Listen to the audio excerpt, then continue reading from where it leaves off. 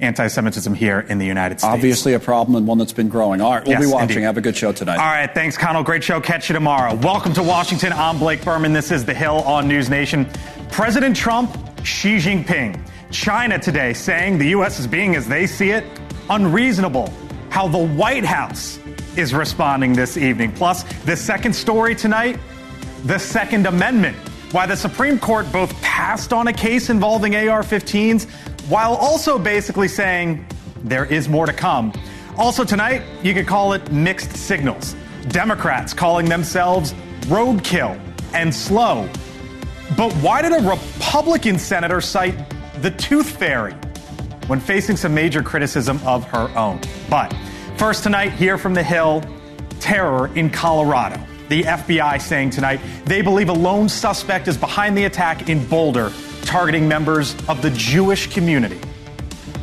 No one should ever be subjected to violence of any kind. But our laws recognize that such violence is particularly pernicious when someone is targeted because of their race, their religion, or their national origin. We'll be joined by the Senior Director for Counterterrorism at the National Security Council in just a moment, but we begin tonight in Boulder, Colorado with our Nancy Liu, who has the very latest there. Nancy? Blake, 45-year-old Mohammed Solomon is being held here at the Boulder County Jail. He's already had his first court appearance, and during which we saw extra law enforcement officers on top of the building. Now, in court, Solomon acknowledged his rights. He's ordered back on June 5th to face dozens of state charges and a very serious federal charge, commission of a hate crime. Now, according to the criminal complaint, there is a lot of physical evidence and clear indication he brought enough incendiary devices to hurt or kill as many people as possible. Take a listen. And when he was interviewed about the attack, he said he wanted them all to die. He had no regrets, and he would go back and do it again. He said that he had previously tried to purchase a firearm, but resorted to the Molotov cocktails when he could not purchase a gun because he was not a legal citizen. According to law enforcement, Solomon researched YouTube to figure out how to make Molotov cocktails. And he allegedly crafted a backpack weed sprayer into a makeshift flamethrower by filling it with gas. Yesterday's fiery attack injured 8 people, including a Holocaust survivor in her 80s. 2 victims remain hospitalized.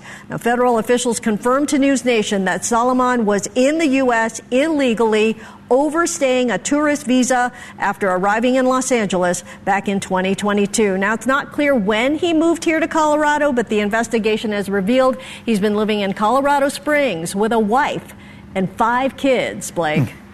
Our Nancy Liu with the very latest tonight in Boulder, Colorado. Nancy, thank you. President Trump now reacting to the incident, writing, quote, "The horrific attack in Boulder, Colorado will not be tolerated in the United States of America. He came in through Biden's ridiculous open border policy, the president says, which has hurt our country so badly," end quote. The White House press secretary, Caroline Leavitt, mentioning deportations as well today. And we know that this individual, this terrorist, was allowed into this country by the previous administration, who was foolishly given a tourism visa and then was illegally allowed to stay. These individuals are going to be deported, and we're not going to tolerate such violence in our country. Joining us live now here on the Hill from the North Lawn, Dr. Sebastian Gorka. He is the Senior Director for Counterterrorism at the National Security Council. Dr. Gorka, thanks for being with us tonight. Here on the Hill, we saw and continue to cover what happened in Boulder, Colorado. Just a couple weeks ago, there was 2 Jews who were killed at a museum here in Washington, D.C. as well. Both of these incidents just in a matter of days or a week and a half or so. What is the White House doing, sir, to try to take on these incidents and to make sure that this stops and doesn't happen again? Well, Blake, we're reversing everything the Biden-Harris administration did for the last 4 years that has left us open to these heinous attacks.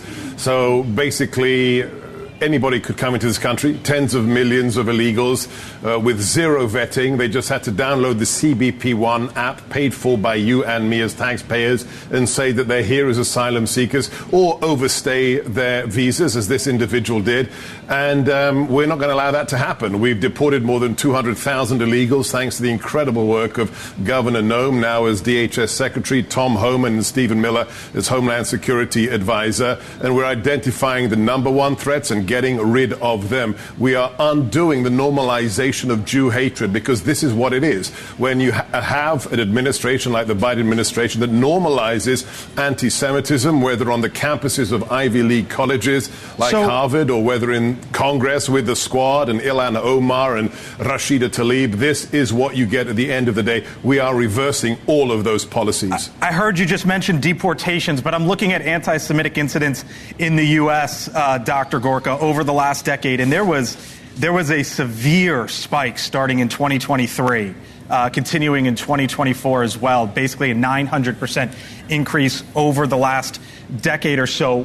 Why is this happening? And now that it is the Trump administration that is in charge, sir, and will be in charge for the next 44 months, what is your administration going to do about this?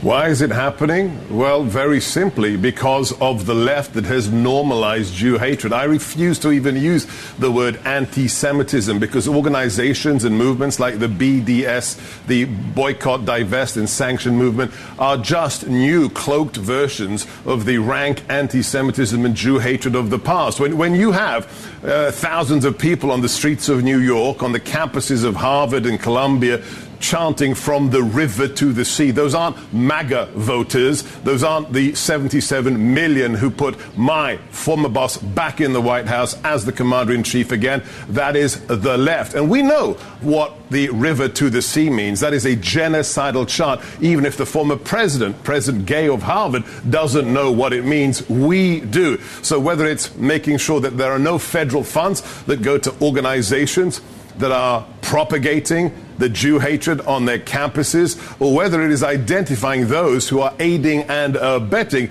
terrorist organizations in this country and removing them or arresting them. We are taking, absolutely. It's not just because I look at the executive order. Yeah, I look at the executive order, sir, that the president signed basically 10 days into office, and I've seen a governor's mansion in the state of Pennsylvania be targeted. I've now seen Jews at a museum murdered. I've seen Jews just on a street in the city of Denver, in the middle of the country, targeted. So is it time for the administration to yes, obviously the incidents on college campuses, you are taking that head on, but I guess what the point that I'm getting to is, do you need to look broader here? Oh, we are. Absolutely we are, but we're just pointing out the normalization of this hatred begins at these institutions. When you've got an 18-year-old and 19-year-old who's being told that you can wipe people out and use genocidal chants simply because of what religion they belong to. But yes, we are. Look, there's a reason that we have people like Kash Patel and Dan Bongino running the FBI, people like Pam Bondi at the Department of Justice, because they understand that it's not just the words and the rhetoric, it is actually the aiding and abetting of FTOs and foreign terrorist organizations. That is a crime, and you will pay the severest penalty if you support those organizations. You just mentioned Kash Patel, and I think of a statement that his predecessor, Christopher Wray, the former director of the FBI, said in April of last year.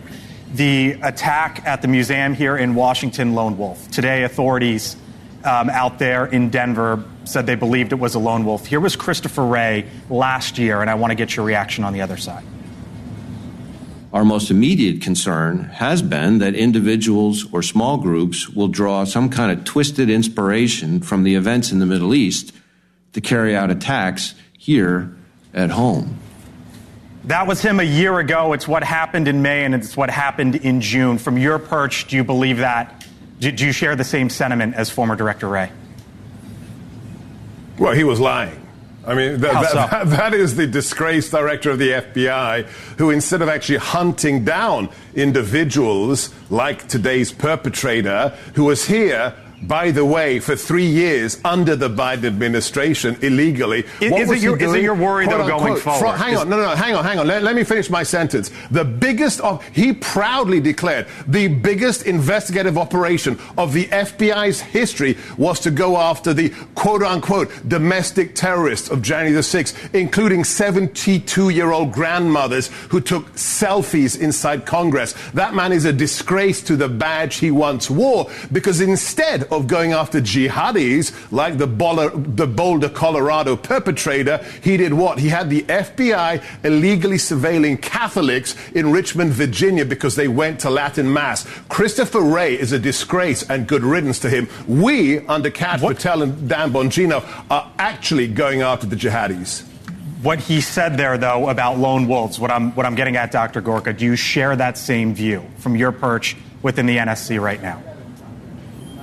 Yeah, I never subscribe to the lone wolf theory, because sooner or later you find a connection to the broader organization or the ideology of jihad, except for one case, the pathetic Jihadi Jane case you may remember from Pennsylvania. There is never, ever a successful attack that has zero connection to the broader global jihadi movement, and where the individual is either getting blessed by a radical imam or is ingesting the radical ideology of Al-Qaeda or ISIS. Lone actors, sooner or later, connect to the broader global jihadi movement, which is what it is and what we're calling it. It is global jihad, whether of the Sunni or Shia variety, and we are taking it deadly seriously in this administration. We'll leave it there. Dr. Sebastian Gorka with the NSC. Thank you, sir. Appreciate the time. Good. Thank you, Blake. You got joining me now, the Republican congressman from the state of Colorado, Gabe Evans. He is a member of the Homeland Security Committee. Congressman Evans also represents Colorado's 8th district, just outside of Boulder. Congressman, thanks for jumping on with us tonight. You're there in your hometown as you talk to your friends, your neighbors, your relatives, your community. How's everyone responding tonight? Well, first and foremost, everybody is, of course, horrified by the violence that has occurred, the anti-Semitism, particularly when you have a Holocaust survivor who's come to the United States, who should be safe here from that sort of violence and hate, and who ends up being a victim of this crime. But as you can see behind me, I spent 22 years in the military and law enforcement. I'm a combat vet from the global war on terror. I was a police officer for 10 years. And so this is incredibly frustrating to me, because as you just heard your former guest talking about, there's going to be clues and indicators. There's going to be connections that state, local, and federal law enforcement can identify to try to prevent things like this from happening. One of the questions, Congressman, and you're leading me right into it, was how did law enforcement not know? Right? And what clues did they or didn't they have? Here was law enforcement asked today, essentially, was this guy on your radar at all? I want to play their answer, get your reaction on the other side. He was not on our radar in Boulder. We had no prior contacts with him here. I can't speak to his criminal history. I'm not sure if the special agent in charge has anything to add, but this was not someone that we were aware of prior. How? Yeah, and here's why I'm frustrated. Because one of the major points of the 9/11 Commission, which says how do we prevent major terrorist attacks from happening in the United States, again, says that federal, state, and local law enforcement have to be able to work together and share information. Unfortunately, Colorado is a sanctuary state where our governor just within the last month signed into law another bill that fines state and local law enforcement $50,000 if they share information with Immigration and Customs. We know this guy overstayed 2 visas. We know this guy is illegally present in the United States, and that makes him off limits for any information sharing between state and local law enforcement with their federal authorities. Do you think the feds need to do more, though? I was sort of getting at that with the White House, which is there's a problem right now. What can they do about it? What can be done from the federal level? Yeah, we've had a problem for the last 4.5 years, ever since the previous administration threw open the borders and allowed people to just flood into the country. We saw the numbers from ICE last summer, 667,000 individuals illegally present in the United States with criminal histories. Hundreds of terrorists, either gotaways or people on the terrorist watch list that have been released into the community. So we're cleaning up a problem right now that's been 4 years in the making. And unfortunately, that's not something that gets solved in a day. And it's definitely not something that gets solved when you can't have federal, state, and local law enforcement working together because they're banned in sanctuary states like Colorado. Gabe Evans is the congressman from down the road in Aurora, down the road from Boulder, there with us tonight here on the Hill. Sir, we wish you the best for your community there in the upcoming days, weeks, and months. Thanks for being with us tonight. Thanks for having me on. Of course. Still to come tonight here on the Hill.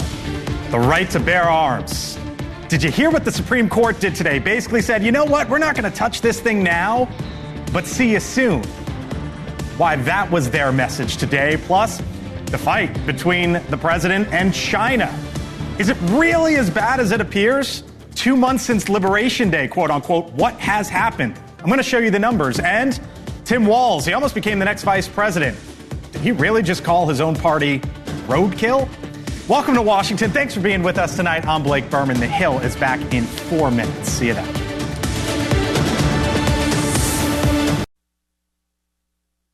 The Supreme Court deciding it will not review bans on assault-style weapons and high-capacity firearm magazines, at least for this moment.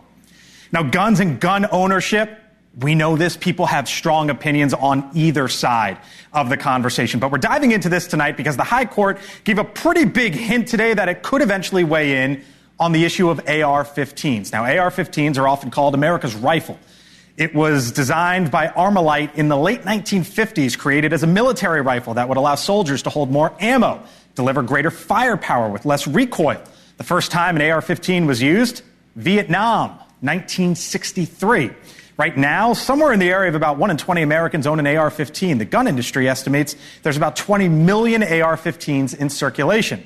The most common reasons people use one, self-defense and protection, recreation and target shooting, hunting and sports shooting as well. But we've also seen them used in some of the country's biggest tragedies. For example, the shooting at Sandy Hook Elementary in Newtown, Connecticut in 2012, killing 26. The 2017 music festival shooting on the Las Vegas Strip, killing 60 people. And the shooting at Robb Elementary School recently in Uvalde, Texas in 2022, killing 21 people.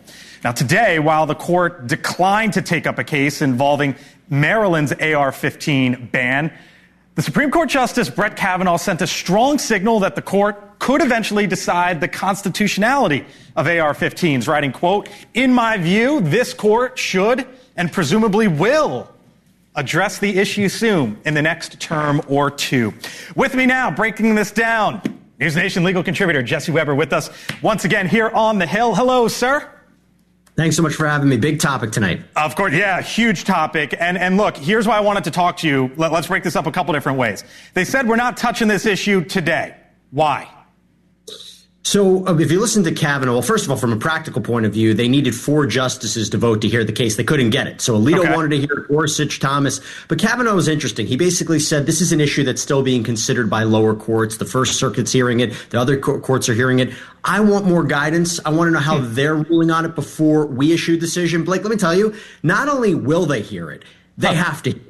Okay. There is so much confusion across courts about when is a gun regulation unconstitutional? Yes, the Supreme Court years ago said it has to be rooted in history and tradition. Nobody really knows what that means. And even recently, Roberts had to come out and clarify it. So they definitely need to hear this case. How normal or not is the comma but, which in this case was we're not touching this now, comma but, it's coming down the road? So the Supreme Court has historically has pushed the can down the road. I don't feel that. They've decided issues that they need to decide. Sometimes a case comes up to them and you say, oh my gosh, they're now going to set the law of the land. Sometimes they don't. They decided on a narrow issue. Here's one perspective where they say, listen, we're going to hear it. I want to hear what the other courts have to say. We'll hear it in the next term or two, probably. And by the way, Kavanaugh not only said that, he also made the argument that he thinks the challengers to the ban are going to win. That if you look at AR-15s are owned by Americans all across the country, millions of Americans, a lot of states allow them. So he basically said the ban is, there's a chance it's going to be ruled unconstitutional. We got to leave it there. Jesse Weber, NewsNation legal contributor. We'll see you in the next term or two, or in the next day or two is probably more likely. All right, Jesse, thank you. Appreciate it, bud. Still much more ahead tonight here on The Hill. Did you know it's been 60 days since quote-unquote Liberation Day? Hello on June 2nd. Remember this scene on April 2nd? So what exactly has happened? Remember all of those worries and fears? On the other side.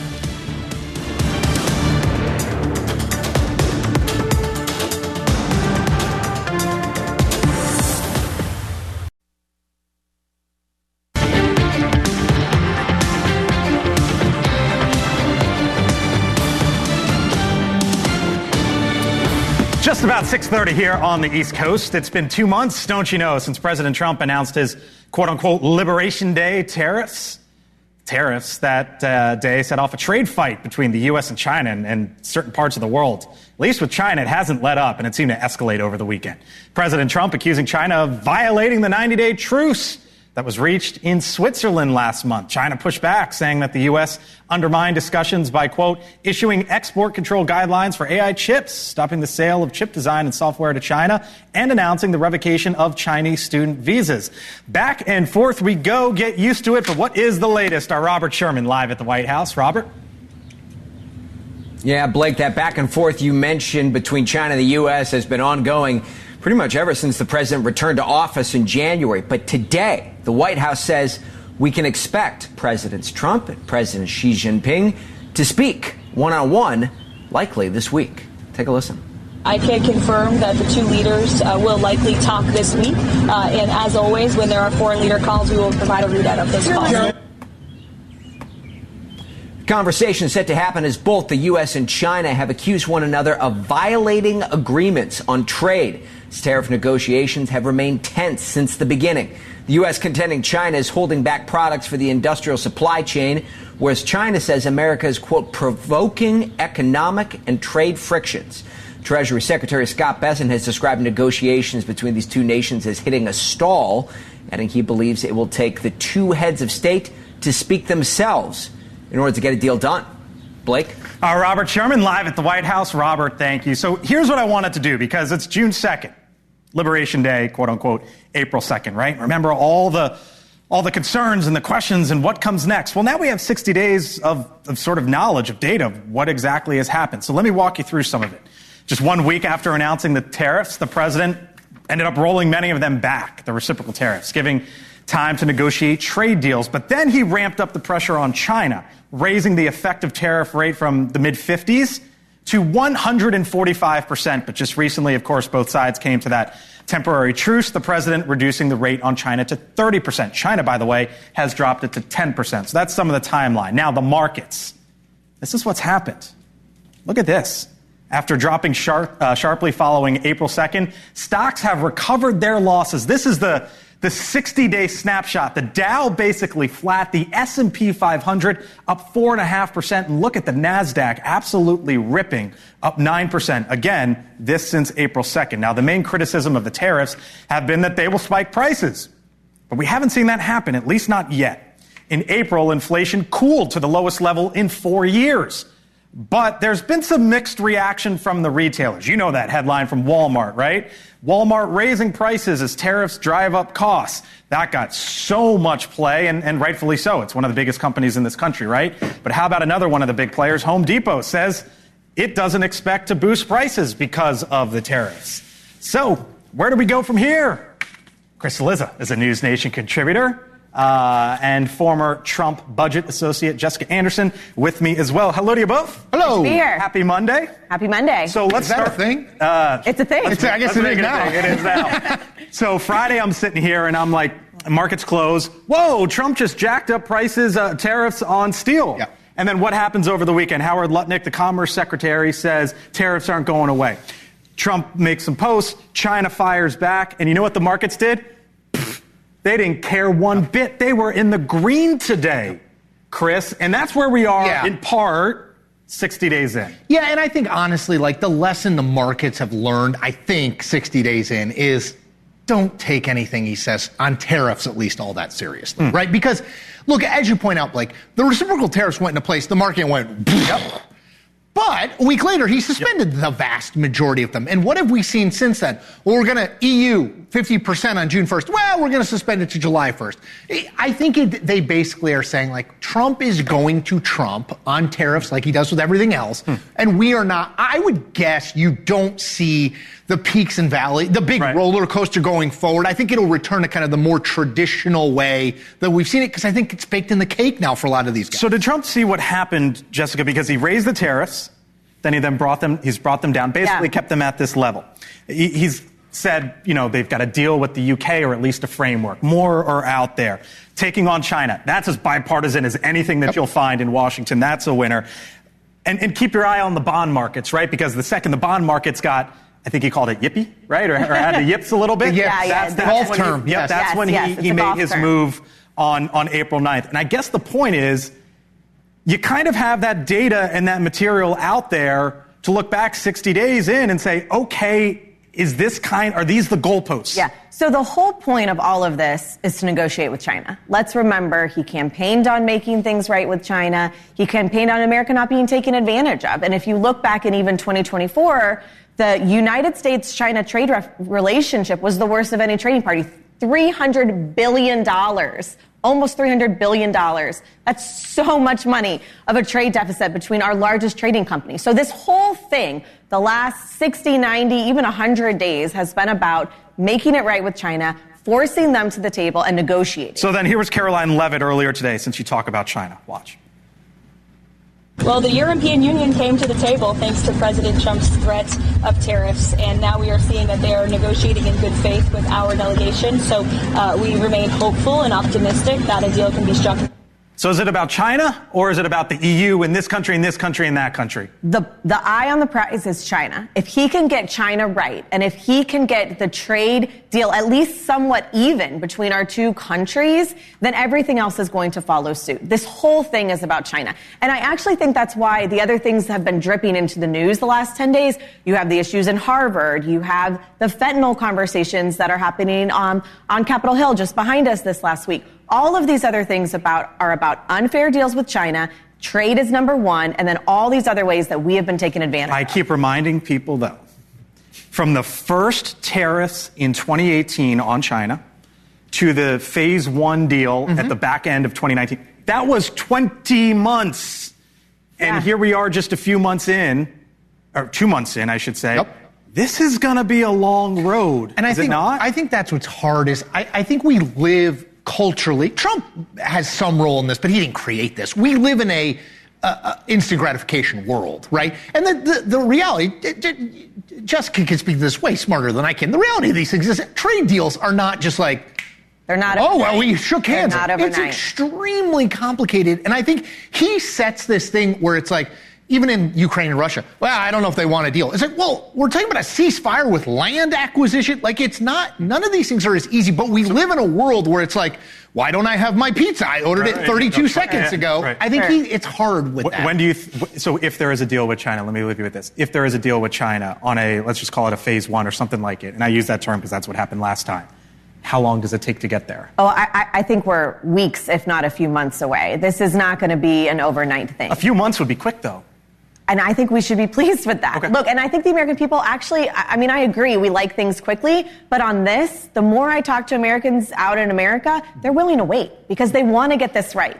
Okay. They want to get it right. Hang around, other side of the break. Appreciate you both. Still to come tonight here on the Hill. A Republican senator in the headlines after some comments that really got some headlines. So, people are not, well, we all are going to die. So she basically said, you know what, we're all going to die. And then her apology came by citing the tooth fairy. That's just one side of the aisle. The Minnesota governor on the other, the former Democratic vice presidential nominee, said his party needs to be meaner. Huh? Full panel, other side.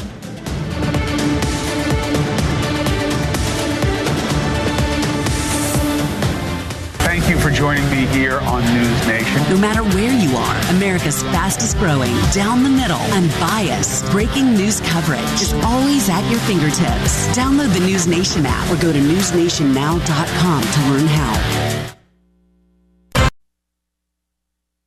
President Abraham Lincoln famously said, "A house divided against itself cannot stand."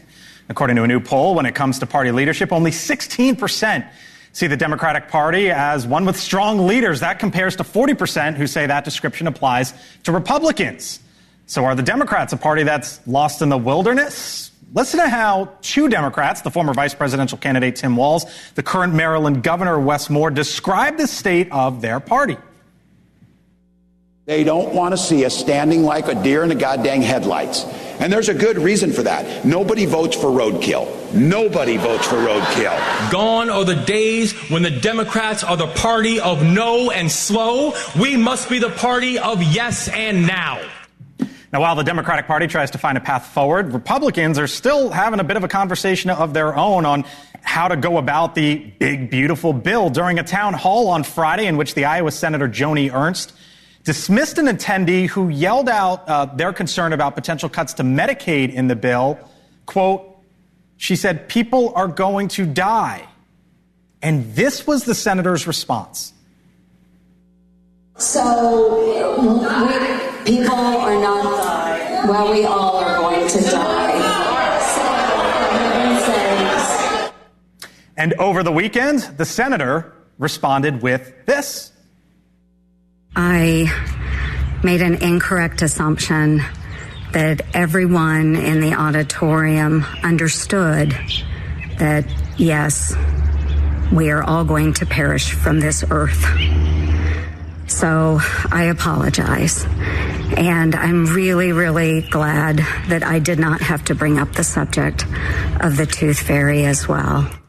Full panel here with me now. Chris Cillizza is a NewsNation contributor. T.W. Riggi, former communications aide to Republican Senator Lindsey Graham. Jessica Anderson, former budget official in the first Trump administration. And Kurt Bardella, NewsNation contributor, Democratic strategist. Hello to you all. Thanks for being here. So here's the way I kind of lay this one out. Democrats have a bit of a macro problem, right? Who are we? Where do we go? What do we stand for? Republicans have sort of questions on the micro side of things, which is how do we talk about this bill? Let's start with your side of the aisle, though, Kurt. What did you make of those comments from Wes Moore, Tim Walz over the weekend as well? I mean, I get what they're trying to do. I just don't think it's going to work. Here's the thing. The Tim Walz Democrats should be meaner or whatever. Like, right. No, they don't, because they're never going to do it as well as Republicans. I am a former Republican. Let me tell you, we knew and know how. You take issue to that? I mean it as a compliment. That's okay. Not even an insult. It's like we're just better at the brawl, at the street fight, at the hand-to-hand combat element of politics and campaigns. Do not fight the terrain on their strong ground. You will never win a battle doing that. They need to stop talking about Republicans and Trump so damn much, honestly, and start talking about who they are, what we stand for, what our vision for the American public is, because so many people right now, when you ask, what does the Democratic Party stand for, they have no freaking clue. When you said that, Jessica turned to me and gave me a wink. So what was that? What I just heard was don't argue with Republicans about policy, about who's making life better for all Americans. Beat them in the tactics. I mean, that is not what the American people want to hear right now. This is why, unfortunately, the Democratic Party is spending, $20 million plus on how to talk to men? A group of people that they have villainized and called toxic masculine, show horses the last decade, and now all of a sudden they're going to reach them and trust them. I can save you $20 million. Come on. All they got to do and I could do it for $5. I was going to say, right? We haven't discussed it beforehand. For $5 million, just buy a ticket to a country music concert or a WWE event. They're studied on. I also think all of this stuff with the Democratic Party. Look, the reason that people like Trump, and I think the Democratic base struggles to understand this, is people believe, whether you think he is or not, people think he's authentic. They think he's comfortable in his own skin. They think because he says stuff that they think but won't say, they think he's like a real human. They don't love everything he says or does. And the thing about it is, it's not like be meaner, be nicer, be more liberal, be more conservative. You have to find people who can, and I don't think this is Tim Walz, sorry Tim Walz, but who can authentically, not through a $20 million study, right, but just be able to talk to people. And amazingly, I will say this, having covered politics for a long time, you would think ability to talk to regular people would be in the... It is remarkably hard to find people who can talk to regular people. I'm getting to your side in a second here, but I'll... if you boil it down, it's be normal. Yeah. They have been this whole party's been co-opted by this far-left, youthful group that doesn't speak for the regular people, and all these other politicians are caught in between. And to channel Rick Pitino, Bill Clinton ain't walking through that door, Democrats. Barack Obama ain't walking through that door. And even if they did, they couldn't win in the modern Democratic Party. Until they get to the core of that, they won't win. And by the way, Blake, just very quickly, why did Tim Walz wind up as the VP? Because he had one good moment. He said, these guys are just weird, right? And then he just ran. That was actually, I think that resonated because it was like, people know what weird is. You know what I mean? But I think he actually has the right message. I just think he's the wrong message. So then if that's sort of like the macro issue for Democrats, where do they go from here? On the micro side for Republicans, I mean, my gosh, TW, when it's, we're all going to die at some point, why write legislation? Because we're all going to die. You're going to die, I'm going to die, we're all going to die. Look, what are we doing here? Look, if we're going to be the adults when it comes to debt and deficits, we need to own it and take advantage. Nobody can have a serious argument about getting out of our debt and deficit crisis without addressing entitlements. Yep. Chris Christie did it miraculously way back in 2010 in a blue state like New Jersey by calling it like it is. Look, there are 3 million people, according to the CBO's numbers, on the rolls of Medicare who are there either illegally or inappropriately. Start there. 3 million people isn't nothing. They're there. They're not supposed to be on the rolls. Be honest with the American people. They will accept it if you're honest. So here was Joni Ernst today being asked about all this. I'm very compassionate, and you need to listen to the entire conversation. Do you have any regrets about that? We want to protect the most vulnerable. And the elevator clip. They're going to be cutting the ads already on this stuff. Yes, and she is up for re-election, and I'm sure that is top of her mind. Was this conversation, this back and forth for President Trump's ears, or was it for the voters in Iowa? And I think that's a question that only she can answer. But I don't think we actually have a problem defending the bill. I think the reality is I don't think so. You told me you wanted to have the policy conversation with him. He didn't just wink at me, but he just made another facial expression. And I don't think we have a problem defending the bill. I think Joni Ernst spoke out of turn. She apologized. She's moving on. Well, the bill passed the House. I mean, she did. She said she was sorry. That wasn't a real apology. She invoked a tooth fairy. It wasn't even I'm sorry for those who have offended, which I've done. It was all that was missing was I am not a witch. I mean, it was not that. It was not that. This is, okay, what are the facts of the bill? The big, beautiful bill, while it does not tackle and provide a balanced budget, it gives the framework to do that next. It does extend the tax cuts. It does go deep on dereg. It has all the populist things that President Trump wanted on no tax on tips or overtime. Now let's get it to the Senate. And senators have to come together, and that's where I think our problem is can they actually come together to pass this thing the way the House did? You're seeing some of that play out.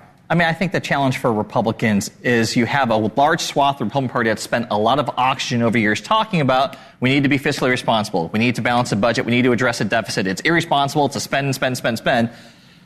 You might like the things that this bill spends things on, sure, but it still undermines that fiscal responsibility argument. And I don't think Republicans have figured out how to actually talk about that and own that. $1.5 trillion. Yeah, it cuts spending. But you know what, though? But TW is right. Look, this is not a Republican or a Democratic thing. Until we address entitlements, Social Security, Medicare, Medicaid, and a $1 trillion defense budget. If you take those things off the table and say, well, we can't talk about those things, you're cutting at the very edges. And I know people don't like it, and I know it's not, quote-unquote, good politics, but we are going into a very bad place over time. Well, I would just note, too, Social Security, we're talking about Medicaid, Social Security, and Medicare. The trust funds run dry in 8, 9, 10 years, something like that? I mean, it should be a bipartisan thing. It's not, because the politics are bad for both sides. Let's do the small thing first. No.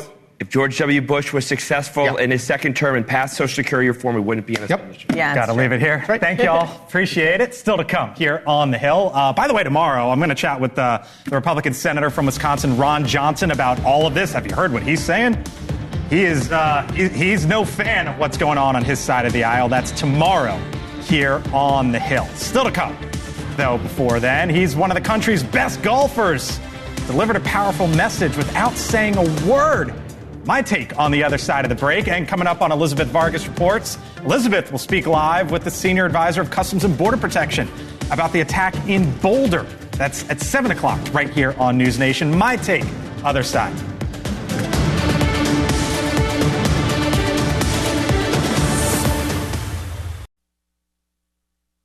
On NewsNation, if you were the President of the United States, you could basically do whatever you want. What might you do? Well, over at the White House, they've got a little putting green over there, as you can see, and one of the top aides over there at the White House posted this video just a little while ago. Bryson DeChambeau, the two-time U.S. Open champion, hitting golf balls, hitting chips on the south lawn. You see the balls sort of flying in there? Just getting a little practice over at 1600 Pennsylvania Avenue for Bryson DeChambeau. How about that? All right, time for my take now, and how about this? Fits in perfectly, right? If you've watched this show long enough, first off, thank you. But you might have heard me drop a golf reference or two. Just showed you that video, right? Now, today is known as the longest day in golf. At 10 courses across the country right now, roughly 700 of the best amateur, college, professional players at all levels come together. They play 36 holes today, competing for the final slots to play in what's essentially the country's championship, the U.S. Open, set to take place later this month. And that includes Max Homa, as seen here on the Golf Channel. Would you look at that, carrying his own bag? Now, some might think that's completely unremarkable. But Homa, keep in mind, has made $28 million in his career as one of the top American golfers in recent years. He has a professional caddy, could always splurge a few $100 or so on a Monday for someone at the local club to carry for him. Heck, they'd probably do it for free just for the experience. But nope, there's Homa lugging his own bag on his shoulder, carrying the load all by himself. The video went viral, golfers exclaiming, "He is one of us." Now, I don't know why Homa chose to do this, but it's a great reminder of the grind, showing the type of work ethic that got him there in the first place. And it goes well beyond golf, well beyond his success and his many millions. A reminder that while teamwork often gets celebrated, even the best sometimes decide there are certain times where they just need to put it all on their own back. And that's my take tonight. I thank you so much for watching. I'm Blake Berman.